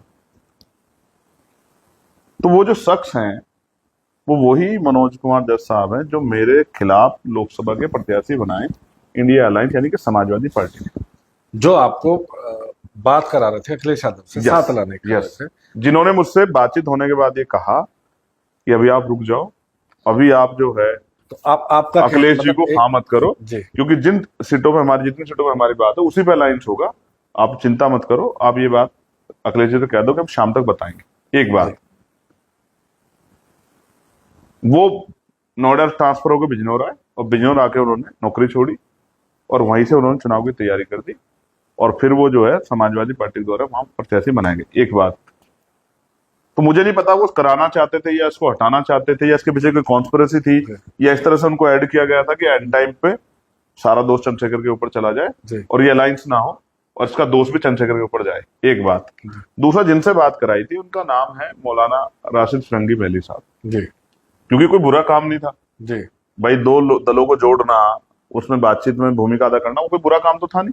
तो जिनसे बात कराई थी, जिनका फोन का वो जिक्र करते हैं कि फोन आया, वो फोन था उनका, उस बात को उदयवीर सिंह भी जानते हैं। मौलाना राशिद फिरंगी महल साहब। हाँ, ये मनोज जी ने और मनोज जी के साथी जो थे उन्होंने ये बात कराई। और मैं इसलिए टू बी फ्रैंक कह रहा हूं इस बात को, क्या मेरा नाम चंद्रशेखर आजाद है, एक बार जिंदगी मिली है, मैं झूठ बोलने में कोई बहुत भरोसा नहीं रखता, जो कहना साफ सुथरा कहना चाहिए। लेकिन जब कोई घुमा फिरा के किसी बात को कहता है, मतलब आप ही को आरोपी बनाने का, आप ही की छवि खराब करने का, आप ही के ऊपर इस तरह का एलिगेशन लगाने का की बात करता है, तो फिर सबक सिखाना, फिर सच बताना और जनता को पता लगे, ये बहुत जरूरी रहता है। क्योंकि चलो वो तो तब की बात होगी, इंटरव्यू उन्होंने अभी दिया, फिर उसके बाद आप मेरे साथ मिलकर क्यों लड़े नगर पालिका का चुनाव, नगर पंचायत का चुनाव जी, उसमें आप क्यों मेरे साथ मिलकर लड़े? आप सहारनपुर में मेरे साथ क्यों बैठ के पीसी किया आपने, अगर मैं गलत आदमी था? जब दोबारा मेरी इनकी बातचीत हुई तो मैंने इनको कहा कि भाई अगर मन में कोई शिकवा तो दूर कर लो बैठ के, आप कोई रखो दिल में मत रखना। मैं राजनीति बहुत नया आदमी हूँ, राजनीति भी इसलिए कर रहा हूँ कि जो हालात हैं उन्हें बदले, नौजवानों को रोजगार मिले, कमजोर वर्ग के लोग बहुत अत्याचार हो रहा है, दलित पिछड़े मुसलमानों पे, और बहन बेटा सुरक्षित नहीं, इसलिए मैं राजनीति कर रहा हूँ। बाकी मैं कोई राजनीतिक आदमी अखिलेश यादव से नाराजगी है इस बात को लेकर? नहीं। लेकिन जब 2024 का लोकसभा चुनाव है तो एक सीट, मैं तो एक ही सीट कह रहा था, एक सीट पे लड़ना चाहता हूँ, और लड़े भी 2 ही सीट, दूसरे में बाद में लड़े, आखिरी में जब मेरे चुनाव फर्स्ट फेज में हो गया, तो तब क्यों नहीं दी, तब क्यों नहीं कहा कि भाई चलो साथ मिलकर लड़ते हैं? तो जो ये सोचते हैं कि उनके मन की, मैं राजनीतिक दलों की सोच बताता हूँ, वो सोचते हैं कि बीएसपी नाम का जो राजनीतिक दल था, जो कमजोर वर्गों की आइडेंटिटी था एक समय में, वो कमजोर हो गया है, तो उनका वोट छिटक रहा है। तो उनका वोट जो छिटक रहा है, ऐसे में कोई दूसरा दल खड़ा हो जाएगा तो वोट वहीं संगठित हो जाएगा। तो उनका पिछला दल तो कमजोर पड़ गया, तो नए दल को भी आप खड़ा मत हो, उसके ऊपर भी इस तरह के एलिगेशन लगाते रहो, इस तरह की बातों के खिलाफ करते रहो, जिससे कि वो जो वर्ग है जो एक उस विचार का, वो संगठित ना हो उस आंदोलन के प्रति। तो उनका जो बिखरा वोट है, जो बाबा साहब की बात करता है, फूले साहब की बात, वो बीजेपी को हराने के नाम पे हमारा वोटर बन जाए, ये एक सोचे समझा टेक्निकल जो है प्योर राजनीतिक वो है। और उसके लिए लेके आज बड़े लोगों के बयान बदले हैं, इस तरह की बातें करते हैं। जो लोग जिन लोगों ने काफी नुकसान पहुंचाया वो भी फिर अब इसी वर्गों की बातें करते हैं। ये भी किससे छिपावा नहीं, और जनता भी इस बात को जानती है। उसके बाद कभी अखिलेश यादव से बात हुई कब? इस चुनाव लड़ने के बाद? हाँ हुई ना, पार्लियामेंट में होती है, कई बार आमने सामने होता है। कभी दोबारा संभावना होगी दोनों साथ? समय देखो, राजनीति में अनिश्चितताएं होती हैं। अब नहीं मतलब नेताओं वाले बयान देने लगे हो। नहीं समझे नहीं, अनिश्चितताएं होती हैं, कभी परिस्थिति ऐसी हो, इस तरह की सिचुएशन हो। तो जैसे इंडिया अलायंस ने तो मेरा साथ नहीं दिया, लेकिन अब जब उपराष्ट्रपति का चुनाव हुआ तो मैंने तो इंडिया अलायंस के प्रत्याशी को वोट दिया। जी। ठीक है, मैं उनसे जाके मिला रिटायर्ड जज साहब से, मुझे आदमी अच्छे लगे, बात हुई मेरी, तो मैंने जाके उनको वोट किया। तो कभी परिस्थिति ऐसी बन जाए, राजनीति में संभावना की कोई वो नहीं होती है। कभी भी कोई देखो, जब बीएसपी और समाजवादी एकजुट होकर चुनाव लड़ सकते हैं, जिसमें इतने बड़े बड़े आरोप थे, जी। तो अब आरएलडी और समाजवादी मिलकर चुनाव लड़ सकते हैं जी। कि चौधरी अजीत सिंह जो है मुख्यमंत्री क्यों नहीं बन पाए, किसी छिपा हुआ थोड़ा ही है। हाँ सब जन। जी। ठीक है, जब वो मिलकर चुनाव लड़ सकते हैं जी। तो क्या नहीं हो सकता। मतलब एक संभावना भी है जब कि जब आप मध्य प्रदेश में समाजवादी कांग्रेस आमने सामने लड़ सकती है, जब कांग्रेस और आम आदमी पार्टी लोकसभा में मिलकर लड़के और हरियाणा में आमने सामने लड़ सकती है, जब इंडिया अलायंस के होते हुए कांग्रेस और आम आदमी पार्टी दिल्ली में आमने सामने लड़ सकती है, तो राजनीति तो संभावना की बात, आर्ट है ना ये तो। ये एक आर्ट है, तो इस आर्ट में कभी भी कोई किधर भी फिट बैठ सकता है। लेकिन अब हमारा पूरा फोकस, हमें समझ आया कि बहुत जल्दी कुछ नहीं बनेगा, तो आजाद समाज पार्टी किस तरह स्टैब्लिश किया जाए, किस तरह। देखो एक चीज आप समझो, नेता बदलते हैं, पार्टियां बदलती हैं, नेता वही रहते हैं। आप भी अपने आसपास देखोगे कितने ऐसे नाम मिलेंगे जो इस पार्टी में भी थे, इस पार्टी में विधायक सांसद वही रहते हैं। आजाद समाज पार्टी प्रयास कर रही है माननीय काशीराम साहब के फॉर्मूले पे कि नई लीडरशिप खड़ी हो, जो जिसके अंदर उस तरह के विकार ना हो, जो उस तरह की चोर बाजारी की राजनीति ना करती हो, जो उस तरह की जो है इसमें मैं उस तरह का उनके अंदर जो है भावना हो, और जो सेवा भाव से राजनीति करना चाहते हो, ऐसे नई लीडरशिप पैदा की जाए। इसके लिए आजाद समाज पार्टी काम कर रही है, क्योंकि पहले ये छात्र शक्ति से होता था। जी। छात्र चुनाव के जरिए, अब ये बंद हो गया। जी। किसान का बेटा आता था कॉलेज में, जी। गांव से निकल गए, जैसे ये है हमारा चौधरी चरण सिंह यूनिवर्सिटी, यहाँ आया, किसी चुनाव का हिस्सा बना, पहचान बनी, बोलना सीखा, संघर्ष करना सीखा, अपने क्षेत्र में गया तो और प्रयास करके आगे बढ़ जाएगा। अब ये छात्र संघ चुनाव बंद कर दिए, तो नया नेता कहाँ से पैदा होगा, आप मुझे बताओ। नहीं, मैं इसी सवाल पे आ रहा हूँ कि जब बाबा साहब अम्बेडकर के जो जो विचार थे, काशीराम जी के विचार थे, उस पे बसपा बहुजन समाज पार्टी काम कर रही थी। उन्हीं की स्थापित पार्टी है काशीराम जी की, आपकी पार्टी काशीराम जी के नाम पे। ठीक है, तो फिर चंद्रशेखर बसपा के साथ क्यों नहीं गए? चंद्रशेखर अलग क्यों हो गए? मतलब ये जो वो वोट बैंक है, जो विचारधारा है, ये बात क्यों हो रही है? ऑब्वियस है, अगर आप कैंडिडेट खड़े करेंगे, बसपा भी अपने कैंडिडेट खड़ा करती है, तो बटेंगे वो वोटर जो बाबा साहब की विचारधारा जुड़े हैं, जो नहीं ये आपका सोचना है कि बटेंगे, ऐसा नहीं। मैं इसका उदाहरण दो आपको देता हूँ। नहीं, मैं बीच में आपको रोक रहा हूँ। तो क्या कभी ऐसा हुआ जब आपको लगा हो कि मुझे बसपा में जाना चाहिए? नहीं, एक मिनट, मैं आपको इसका भी इसके बारे में बता देता हूँ। मैंने अपनी तरफ से बहुत प्रयास किए, और प्रयास करने में मुझे सफलता नहीं मिली, क्योंकि ताली एक हाथ से नहीं बजती, ताली दोनों हाथ से बजती है। मैं ताली के लिए हाथ आगे बढ़ाऊं और आप हटा लो, तो वो हवा में लहर के उसको वापस मतलब बसपा की तरफ से प्रयास नहीं? हाँ, प्रयास नहीं, पूरी पार्टी की तरफ से। हाँ, नहीं प्रयास, इसमें कोई दो राय की। और हमेशा नीचा दिखाने का प्रयास किया गया हमारे वर्करों को भी। भीम आर्मी के साथियों का मैं इतना धन्यवाद देता हूँ कि आज उनकी वजह से गरीबों के मुकदमे लिखे जाते हैं, अगर उन पर अन्याय होता है और गिरफ्तारियां होती हैं, ये पहले कभी होती नहीं थी। और भीम आर्मी की देन है कि तमाम पार्टियों के नेता दौड़े जाते हैं, कहीं कोई घटना हो जाती है, वरना हिलते भी नहीं थे। जितने मैंने घोषणा की थी, घोषणा नेता जेल में चले गए थे एक दिन पहले। ठीक है, तो मैं ये बात आपको इसलिए बता रहा हूँ क्योंकि आपने सवाल खड़ा किया एक ही विचार कर। देखिए, इसके लिए आपको ना थोड़ा सा पीछे जाना पड़ेगा। दौड़ था आरपीआई का, बाबा साहब अम्बेडकर की पार्टी थी, बाबा साहब अम्बेडकर ने बनाई थी, बाबा साहब अम्बेडकर के विजन से जुड़ी हुई थी। काशीराम साहब उसमें काम करना चाहते थे, आरपीआई के लोगों ने मौका नहीं दिया, तो काशीराम साहब ने अपना दल बनाया बीएसपी के रूप में। अब अगर इसको देखा जाए, और आप सोचो मेरी जगह स्टूडियो में साहब काशीराम बैठे होते, आप उनसे कहते साहब आपने आरपीआई के रहते अपनी पार्टी क्यों बनाई, वो तो बाबा साहब की पार्टी थी, तो बाबा साहब का विजन था। तो फिर आज 4-4 बार सत्ता का सुख उत्तर प्रदेश के लोग कैसे मिल पाता? साहब काशीराम अपनी योग्यता को कैसे समाज के बीच में लेके आ पाते? इतना बड़ा नेतृत्व कैसे खड़ा होता है, इतना बड़ा आंदोलन कैसे खड़ा होता है? हर आदमी में क्षमता होती है। तो साहब काशीराम ने मजबूरी में दल बनाया, और दल में मेहनत, अपना अनुभव झोंका, और वो दल एक समय ऐसा हुआ कई स्टेटों में सरकारें किस कौन बनेगा ये तय जी। करने में काशीराम साहब का जी। रोल था, किसको जिताना किसको हराना इसमें रोल था। जी और कई जगह एमपी एमएलए जीते, पूरे देश में आंदोलन खड़ा हुआ, राष्ट्रीय पार्टी बनी 12 साल के अंदर। अब यही प्रक्रिया, इसी प्रक्रिया में ये समझिए इसका सेकंड थर्ड फेज आया। अब बीएसपी ने दरवाजे बंद किए तो आजाद समाज पार्टी बनी, और आजाद समाज पार्टी ने 5 साल के अंदर ही चौथे साल में अपने आप को साबित किया। जी हालांकि वो 2023 में भी कर देती। मध्य राजस्थान में हमारे 3 एमएलए 5, 7, 11 हजार के अंतर से हारे हैं। मध्य प्रदेश में भी एक एमएलए हमारा इतने अंतर से हारा है। महाराष्ट्र में भी एक एमएलए हमारा 4,000 के अंतर से हारा है। 22 राउंड तक आगे चलता रहा। जी तो आजाद समाज पार्टी 3 साल में खुद को साबित कर देती, लेकिन वो परिस्थिति नहीं बनी, क्योंकि जीत से ही माका जाता है। तो आजाद समाज पार्टी ने तो 2024 में अपने आप को साबित कर दिया कि 2 सीटों पर लड़के एक में जीत गई और दूसरी सीट पर 80,000 से ज्यादा वोट ले लिए। तो आजाद समाज पार्टी ने तो कि जनता में क्या, उनके प्रति क्या विचार, क्या विश्वास है, इसके लिए वो बटन दबा है, तो बटन ने तो साबित कर दिया कि आजाद समाज पार्टी लोगों के दिलों में जगह बना गई। जब आप प्रयास करें तो बहन जी से बात हुई तो नहीं हुई नहीं, और फिर आपकी प्रयास आज करने तक बंद कभी- कर दिए। अभी आपकी आज तक भी बहन जी से बात हुई? नहीं नहीं नहीं नहीं, और अब प्रयास करने बंद कर दिए, क्योंकि जब मैं प्रयास नहीं, करता हूं- अब आपका एक बड़ा आधार है कि उधर से प्रयास हुआ, जैसे आप कह रहे हैं सपा नहीं से नहीं कुछ लोगों ने नहीं, कोशिश नहीं की। हुई। और देखो, बसपा मैं में कुछ इस लोग- यूपी में इसका एक और उदाहरण बताता हूँ।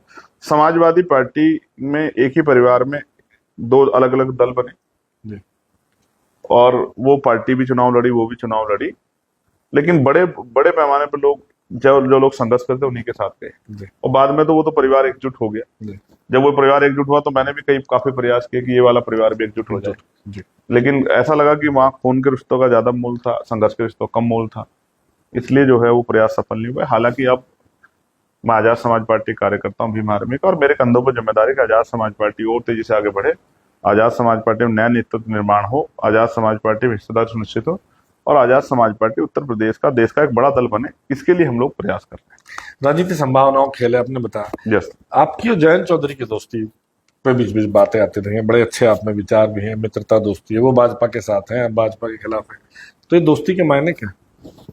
हाँ, ये बड़ा मतलब आपको लगा हो कि आपने बड़ा शानदार सवाल किया है, लेकिन मैं समझता हूँ ये बेबुनियाद सवाल है। मैं इसको स्पष्ट करूंगा। देखो, अभी जी इंडिया अलायंस जब बना जी तो इंडिया अलायंस में एक बहुत शानदार शेयर होल्डर थे, उनका नाम था नीतीश कुमार। जी तो नीतीश कुमार लालू जी के साथ कई बार गए, मुख्यमंत्री बने, जी कई बार बीजेपी के साथ गए, मुख्यमंत्री बने। जी अब नीतीश कुमार इंडिया अलायंस के सारे मीटिंग्स में थे, जी अचानक से नीतीश कुमार वापस बीजेपी के साथ चले गए। जी उनको किसी ने किसी पार्टी का एजेंट नहीं कहा, कुछ नहीं कहा, वोट कटवा नहीं कहा, कोई बात नहीं कही। हम्म, और यहाँ आप मुझसे कह रहे हैं कि जयंत चौधरी जो इंडिया अलायंस का हिस्सा थे वो चले गए, तो आप मुझसे कह रहे हैं कि दोस्ती के आज नीतीश कुमार वापस आ जाए। अभी चुनाव चल रहा, सारे लोग कह रहे हैं कि नीतीश कुमार जी को वापस आ जाना चाहिए, आरजेडी के साथ अलायंस कर लेना चाहिए, बीजेपी ने उनको ये कर दिया, वो कर दिया। अगर वो आ जाए, सोचो, नहीं मैं एक मिनट, देखिए। तो लोग क्या कहेंगे, मास्टर स्ट्रोक हो गया भाई, नीतीश कुमार ने सबको वो कर दिया। राजनीति है। इस आरएलडी पहले भी कई बार बीजेपी के साथ जाके चुनाव लड़ चुकी है। नहीं, देखिए आपको जानकारी जो है ना? आपने जैसे कहा, एक मिनट, जानकारी है नहीं, पहले जी बताइए। बिल्कुल है। और कई बार आरएलडी के बड़े नेता केंद्रीय मंत्री भी बने हैं जी सरकार, वो कांग्रेस के साथ भी जाके मंत्री बने। मान लिया। अच्छा, 2019 में यही आरएलडी बीएसपी समाजवादी के साथ भी अलायंस करके चुनाव लड़ी है नहीं लड़ी है। 2022 के विधानसभा चुनाव में समाजवादी और ये जो अलायंस था इसमें भी रही है। तो मेरी दोस्ती तब भी थी, मेरी दोस्ती आज भी है। हाँ, मैं देखिए आपने जो कहा कि इसको आप राजनीति से क्यों नहीं, जोड़ना चाहते मैं हैं? इसलिए मैं देखिए हाँ। राजनीति में जब आप आ जाते हैं सार्वजनिक जीवन में, तो आपके जितने भी रिश्ते नाते संबंध है वो आपके राजनीति के हिसाब से माने जाते हैं, तो ले जाते हैं।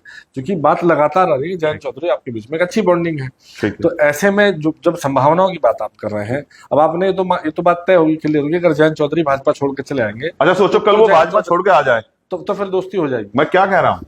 तो दोस्ती हो नहीं, जाएगी। आपने क्या कहा, आप खुद सोचो। तो दोस्ती होने की अगर वो संभावना कल छोड़ के आ जाए, जी भाई कुछ भी संभव है ना, जी देन फिर आप क्या कहोगे? तो दोस्ती होने की संभावना और कल फिर वो फिर चले जाए, नहीं। आप अगर देखो उनका दल है, अगर वो छोड़ के चले आए तो आप वो आपकी उनकी दोस्ती हाँ, बिल्कुल तो हो आज भी है। सकती है, बिल्कुल हो दोस्ती तो सकती है। अभी भी है, आप मानते हैं कि बिल्कुल हो जयंत सकती चौधरी है। और आपकी दोस्ती है, राजनीतिक दोस्ती हो सकती है। निश्चित तौर पे व्यक्तिगत मेरी किसी से कोई हिंसा नहीं है, कोई मेरे मन में कोई इस तरह के भाव नहीं। मैं संतों गुरुओं को मानने वाला व्यक्ति हूँ। आपके उन्हीं की पार्टी के एमपी हैं चंदन चौहान, मेरे बहुत अच्छे रिश्ते हैं उनसे, बिल्कुल भाई के रिश्ते हैं। ये बात मैं आपको इसलिए कह रहा हूं कि कल अगर वो आ जाए तो वो जिस वैचारिक में आ जाए वहां मेरी राजनीतिक दोस्ती नहीं हो सकती, जी इसलिए दूरियां है। कल वो उधर से इधर आ जाए तो राजनीतिक दोस्ती भी हो जाएगी। ये कोई बहुत बड़ा काम थोड़ा ही है, आप बताओ, ये कोई बड़ा ये काम? पश्चिम के लिहाज से बड़ा काम होगा, इसलिए मैं आपसे बोल और मैं आपसे पश्चिम की कह रहा हूं, राजनीति में जो है मैं फिर ये कह रहा हूँ, उनके वोटर्स में भी नाराजगी है। हाँ, उनका एक जो बड़ा वोटर है किसान, वो नहीं चाहता था कि भारतीय जनता पार्टी के साथ वो जाए। मैं आपको सच कह रहा हूँ, मैं तो रहता हूँ ना क्षेत्र में रहता हूँ, मुझे तो पता है। तो मैं फिर लोगों किस से मिलता हूं। मजबूरी में जयंत चौधरी चले गए, आपको क्या लगता है? यही है तो मुझे क्या आधार है उन पर टिप्पणी करने का भाई? उनकी अभी पार्टी है, उनको जो सही लगा, जिस तरह की सिचुएशन थी, उनको जो महसूस हुआ, उन्होंने इस तरह निर्णय लिया।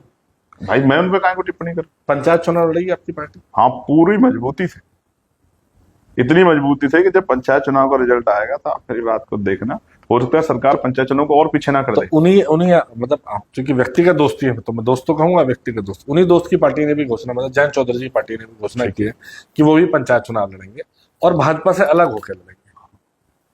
तो ऐसे में तो अगर तो वहां क्या कुछ मेल संभव होगा या फिर बिल्कुल नहीं, अलग होगा? कोई उस तरह का चुनाव है ही नहीं ना। जी अब आप समझो, वो जिस अलायंस में है, वो कह रहे हैं मैं उनसे अलग होकर लड़ूंगा, तो ये अब आप समझो ना कि अलायंस में रहते हुए अपनी पार्टी का हित जरूरी होता है ना। जिस तरह के पंचायत चुनाव में अगर जिला पंचायत के खासतौर से महत्वपूर्ण चुनाव होते हैं, अध्यक्षों के महत्वपूर्ण चुनाव होते हैं, ब्लॉक प्रमुख के चुनाव महत्वपूर्ण होते हैं, पिछले कुछ समय में देखा गया कि चुनाव ज्यादातर निर्विरोध हो गए, इन पे चुनाव ही नहीं हुआ। नहीं नहीं, निर्विरोध नहीं है, डंडे के दम पे हुए, सत्ता के दम पे हुए। जब एसएसपी और डीएम जाके कहता है जिला पंचायत सदस्य को कि तेरे खिलाफ मुकदमा लिख दूंगा, तुझे जेल भेज दूंगा, तेरी फाइल खोल दूंगा, तो वो करेगा क्या? मरेगा क्या? नहीं तो पहले भी होता रहा है कि अब नया क्या? पहले भाई की हम सरकार- पहले नहीं थे राजनीति में, जब हमने सही तरह राजनीति करनी सीखी, होश संभाला, तो हम देख रहे हैं। जी बागपत में क्या हुआ आपने देखा? जी वो व्यक्ति कहाँ है? एक महिला जाके ऐसे घूंघट करके जाके वो नॉमिनेशन वापस ले लेती है। जी मतलब आप देखो ना, क्या नहीं देखा? जिनका जिस जिले में 2 मेंबर नहीं, वहां जिला पंचायत अध्यक्ष बन गया है। तो इस बार अब कैसे लड़ेंगे? व्यवस्था तो वैसी रही। आजाद समाज पार्टी ताकत बना रही है, और आजाद समाज पार्टी का झंडा डंडा दोनों मजबूत है, भीम आर्मी का मजबूत संगठन है। कुछ भी करने से पहले अधिकारियों को सोचना पड़ेगा, सत्ता तो बदल जाएगी। आज गलत कर लेंगे तो कल भी तो यहीं रहेंगे प्रदेश में, कि चले थोड़े जाएंगे। आपने शुरू में आप क्रिकेटर बनना चाहते थे, इन दिनों क्रिकेट पिछले 2-3 दिनों से बड़ा चर्चा में है, एशिया कप जीता भारत, हाथ नहीं मिला, ट्रॉफी नहीं ली। आपका क्या कहना है इस बात पे? भारत को एशिया कप खेलना चाहिए था, और अगर खेलना चाहिए तो क्या हाथ मिलाना चाहिए? देखो, पहले दिन जब, क्योंकि नाराजगी बहुत थी पहलगाम को लेके, जी तो मैंने साफ रूप से कहा नहीं खेलना चाहिए। जी लेकिन फिर मैं समझता हूँ कि स्पोर्ट जो है, स्पोर्ट स्पिरिट एक अलग होती है। स्पोर्ट से देश की नीति निर्धारण नहीं होते हैं। जो नाराजगी हमारी है, जो अन्याय हमारे लोगों के साथ, परिवारों के साथ हुआ, वो नाराजगी हमारी आज भी है, वो रहेगी।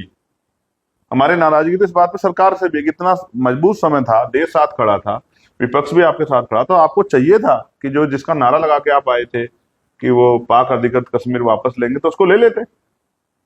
जिस तरह आप मीडिया के लोगों ने तो रात रात में हमें पता नहीं कहाँ कहाँ पहुंचा दिया था, इस्लामाबाद पहुंच गए, कराची पहुंच गए। आपने कुछ मीडिया को बोला, आपने मतलब समझे नहीं, मैंने आपका मतलब ये है, सम्मान के तौर पे कह रहा हूँ। आप बताओ, चिंता बढ़ गई, रात को हम लोग 2 बजे तक सो नहीं पाए। कहें कराची पहुंच गए, और इस्लामाबाद पहुंच गए, पेशावर पहुंच गए, लाहौर पहुंच गए, तो हम समझ ही नहीं पा रहे थे कि यार पाकिस्तान में जो बैठ के देख रहा होगा वो कितना असर होगा हमारे ऊपर। आप ये समझो, इतना स्तर गिर गया है मीडिया का कि उसको देश की सुरक्षा, देश के लिए इतना गंभीर इशू कि जहां जंग जैसे हालात हैं, वो उसको मजाक ले रहा है, एंटरटेनमेंट ले रहा है, टीआरपी के तौर पे ले रहा है। आपने कहा स्पिरिट खेल क्यों चाहिए? इतना स्तर गिरा है कि लोग टीवी देखना बंद कर चुके हैं। मैं खेल पे आ रहा हूँ। आपने कहा खेल की स्पिरिट के लिहाज से आपको लगा होना चाहिए। नहीं तो ये गलत है, मैं इससे सहमत नहीं हूं। अगर इतना ही होता तो खेलना ही नहीं था। और मैंने तो वो वीडियो भी एक जारी हुई, बंद कमरे में तो हाथ मिला रहे थे। बाहर खिलाड़ियों ने जिस तरह से नहीं, खिलाड़ियों के प्रदर्शन पे तो नाज है, बेहतर खेला, खिलाड़ियों ने जिस तरह से कहा कि वो भारतीय सेना के साथ खड़े हैं, बयान दिए, लगातार दिए। नहीं, अच्छी बात होना चाहिए। तो फिर आपको कहाँ आपत्ति है? नहीं, मुझे कोई आपत्ति नहीं है। मैंने रोका क्या मैच? मैंने जाके वहां झंडा लेके खड़ा हो गया। मैं तो अपने देश के, जहां भी मेरे देश का गौरव बढ़ रहा, मैं तो उनके साथ खड़ा। मैंने तो बधाई दी क्रिकेटर साथियों को जब ये शुरू हुआ एशिया कप।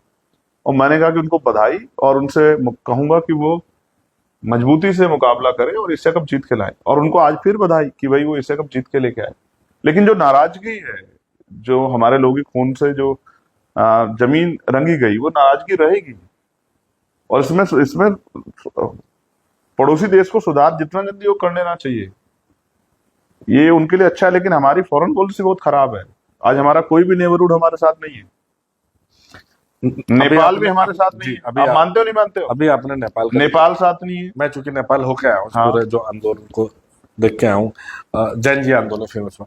राहुल गांधी ने उसके बाद बोला कि भारत का जैन जी भी कभी ऐसा खड़ा हो सकता है। लोग ये कहा गया पॉलिटिकली या वैसे कि ये भड़काने की। नहीं हो सकता है, मैं चैलेंज करता हूं, नहीं हो सकता है। इतना बटा हुआ समाज है जातियों में भी, जैसे इतने गोत्र हैं जी जैसे मैं उदाहरण के तौर पर बताऊं, जैसे जाट समाज, जी तो यहाँ गोत्र मलिक है, एलावत है, जी और बालियान है, राठी हैं, इतने गोत्र हैं, तोमर हैं, इस तरह गुजरों में है, भाटी हैं, कसाना है, जी। नागर हैं, इतने गोत्रों में बटे हुए हैं। आदमी इतनी छोटी इकाई के अंदर नहीं, ऐसा हो ही क्यों? नहीं, ये बांटा है ना। नहीं, ऐसा नहीं, मैं कह रहा हूँ ऐसा कोई आंदोलन जो देश को नुकसान नहीं, देश को नुकसान कोई पहुंचा नहीं सकता ना। हम खड़े हैं ना। नेपाल में जलाया गया। नहीं, ऐसा नहीं। पहली एक बात मेरी बात, ऐसी बात ही। हाँ, नहीं, ये बात तो आप कर रहे हो, मैंने नहीं छेड़ी ये बात। पहली बात तो ऐसा होना नहीं चाहिए, ऐसा होना नहीं चाहिए। हमारे देश की तरफ कोई आंख उठेगी तो सबसे पहले उस रेजिमेंट की तरह हम लोग खड़े होंगे आगे, सीना तान के मुकाबला करने के लिए। खून अगर हमारा बह जाएगा तो बह जाए, लेकिन यहां तो किसी भी तरह का आंदोलन कामयाब ही नहीं हो ही नहीं सकता है। क्योंकि यहां तो जब एक पिटता दूसरा खड़े होकर तमाशा देखता है कि भाई अच्छा ये पिट रहे हैं, ना मेरी जाति के ना मेरे धर्म के। यहाँ तो तमाशा देखते हैं लोग। यहाँ तो इसलिए बांटा गया, इस व्यवस्था बना के, सामाजिक व्यवस्था इसलिए बनाई गई है। पहले वर्ग बने हैं संविधान में, फिर उसके बाद जाति बनी है, फिर जाति के नीचे भी जातियां बनी है, उपजातियां, फिर उसके नीचे गोत्र हैं। इतना बांटा गया है कि आदमी मिलके लड़ नहीं पाया कभी। जब इस देश में भाईचारा बनेगा तभी तो लड़ पाएंगे। ये भाईचारा कभी बनेगा ही नहीं तो अपने मुद्दों पे कभी लड़ाई नहीं हो पाई। इसलिए तो यहाँ जाति धर्मों की लड़ाई चलती रहती है। यहाँ रोटी कपड़ा मकान रोजगार महंगाई पे कभी चर्चा ही नहीं होती। आम जनता कहाँ चर्चा करती है? महंगाई पे महंगाई के खिलाफ कौन वोट दे रहा है? अगर ऐसा होता तो ये सरकार 200 भी नहीं पकड़ती।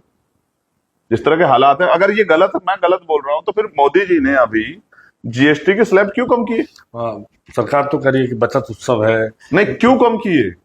अगर ये पहले अच्छा था तो आपने नहीं, अगर कोई रिफॉर्म लाएंगे और बाद में नहीं, रिफॉर्म नहीं ना, पता है ना, सुधार करने की आवश्यकता 240 कर दी जनता ने, और जितना जनता पे बोझ डालोगे और कम होती जाएगी, इसलिए कम किए। लेकिन अगर जो जैसे कम होने का, वैसे तो लंबा सवाल हो जाएगा, लेकिन जो विपक्ष इस बात पे खुश हो रहा है कि भाई जनता ने कम कर दिया, तो विपक्ष कितने साल इंतजार करेगा कि और कम होता चले जाए? नहीं, मोदी जी को मैंडेट दिया, सरकार बनी, उनके अलायंस की सरकार बनी। हाँ, अभी चुनाव हुए हैं। जैसे आपके इसमें 4 पावे हैं, 2 पावे उन्हीं सहयोगियों के हैं जो कभी भी बदल जाते हैं।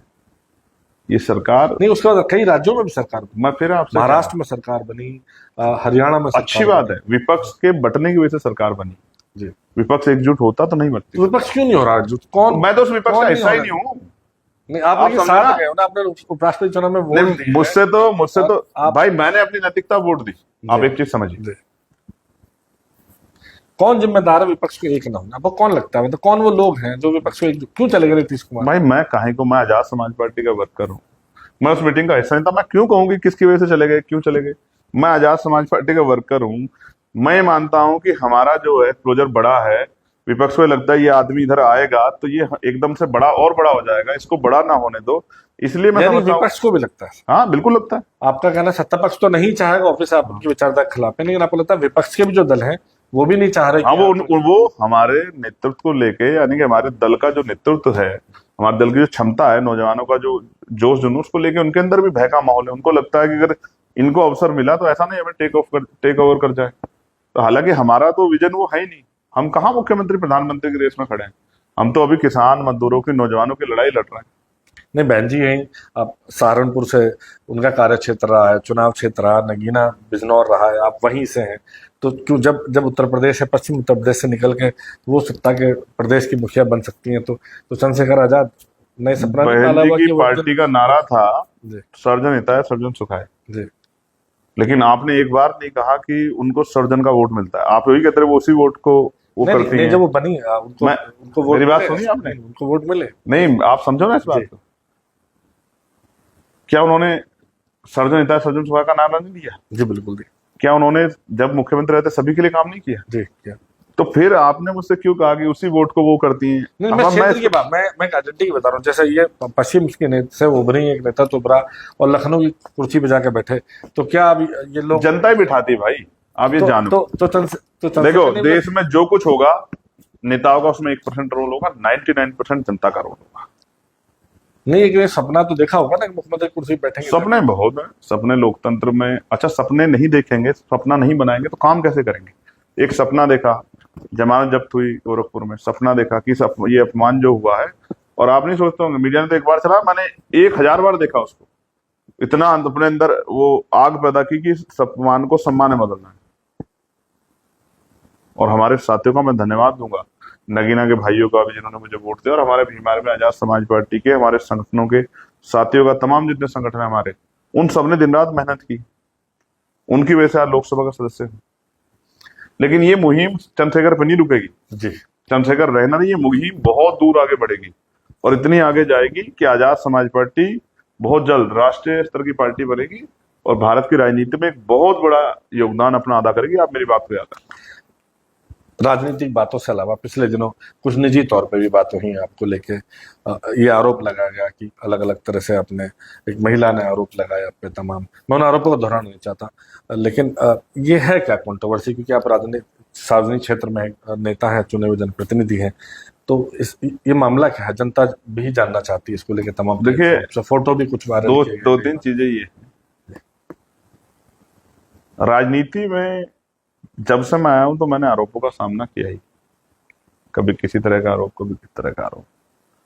और इस मामले में क्योंकि ये माननीय न्यायपालिका के अधीन है और उनका ये आदेश है कि इस पे डिस्कशन नहीं करना है, इसलिए मैं इस पे कोई डिस्कशन नहीं करता हूं।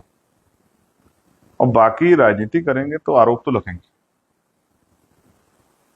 लड़ाई लंबी है, लड़ाई महत्वपूर्ण है। चंद्रशेखर इसमें अकेला मायने नहीं रखता है, लाखों लोग इसमें काम कर रहे हैं। चंद्रशेखर नहीं भी रहेगा तो भी आंदोलन चलेगा, क्योंकि इसके अंदर वैचारिकी है। इस आंदोलन को जिन्होंने पहले चलाया, मैं उनके बारे में आपको थोड़ा सा बता दूं। पहले ही राष्ट्रपिता ज्योतिबा फुले ने चलाया, वो महाराष्ट्र के रहने वाले थे। फिर बाबा साहब अम्बेडकर ने चलाया, वो मध्य प्रदेश के रहने वाले थे। फिर मान्यवर काशीराम साहब ने चलाया, वो पंजाब के रहने वाले थे। फिर बहन जी ने चलाया, वो उत्तर प्रदेश के रहने वाले थे। ये एक आंदोलन है। इस आंदोलन में हमने ये सुनिश्चित किया है कि ये व्यक्ति तक सीमित ना रहे, ये वैचारिक आंदोलन है। जैसे मैं आपको बताता हूँ, हमारे यहाँ मैंने लेटर जारी किया, लोगों को पता नहीं अजीबोगरीब लगा लेटर, कि कोई किसी के पैर नहीं छुएगा जी। आज के नेताओं को पसंद है कि उनके पैर छुए जाएं। आदमी अपने से बड़ी उम्र के व्यक्ति से भी पैर छुआता है, अपने आप को प्राउड फील करता है। आपकी पार्टी में कोई किसी के पैर नहीं? हाँ, हमने तो इसको मतलब बकायदा लेटर जारी करवाया कि अगर कोई किसी के पैर छुएगा और कोई इस पे, भाई कितने अचानक से कहीं आप नई जगह के छू लिए और आपने उसको टोक दे दिया, भाई अब ऐसा मत करना, या समझा दे, ठीक है, लेकिन अगर आप इस पे अपने आप में प्राउड फील कर रहे हैं तो आपकी खैर नहीं है पार्टी में। फिर ये मेरी जानकारी में आ गया तो आप पे कार्रवाई सुनिश्चित होगी ही होगी। और मैं एक एक जिले की रिपोर्ट लेता हूँ। मैं भी 18 मंडलों के में से 17 मंडलों का कार्यक्रम करके हैं और हमारा इलाहाबाद मंडल का कार्यक्रम बाकी है। एक एक जिले की, एक एक विधानसभा की, एक एक सेक्टर कमेटी की, एक एक बूथ कमेटी की, नीचे वोट रक्षक जो हम लोगों ने बनाने शुरू किए हैं। हर बूथ पे, हर गांव में 2 वोट रक्षक, 4 वोट रक्षक जो बड़े गांव हैं। एक एक चीज की निगरानी मैं स्वयं करता हूँ। संगठन की क्या स्थिति है, भाईचारा कमेटियां हैं, मैं हमारा मिशन 78 है, अनुशासन समिति है, लीगल सेल है, 12-14 जातियों की हमने भाईचारा कमेटी बनाई है, उनके संयोजक बनाए, उनका संगठन बना रहे हैं। तो अभी आपको क्योंकि एक्सपोजर उस तरह से नहीं है, मीडिया में बड़े बड़े बैनर पोस्टर नहीं लगते, उस तरह नहीं दिखता है, लेकिन जब रिजल्ट आएगा, जब जनता वोट डालने जाएगी, तो तीसरे पंचायत चुनाव रिजल्ट आएगा, आप यही होंगे, मैं यही होऊंगा, मैं आपके स्टूडियो आऊंगा जरूर। आप काउंटिंग करके बताना कि आजाद समाज पार्टी कहाँ खड़ी है। मेरी बात को आप याद रखना, मैं ये बात हवा में नहीं कह रहा हूँ। नहीं, पंचायत चुनाव चूंकि पंचायत चुनाव ग्रामीण क्षेत्रों का वोट पड़ेगा, शहर में हमारा वोट कम है, मैं इस बात को स्वीकार करता हूं।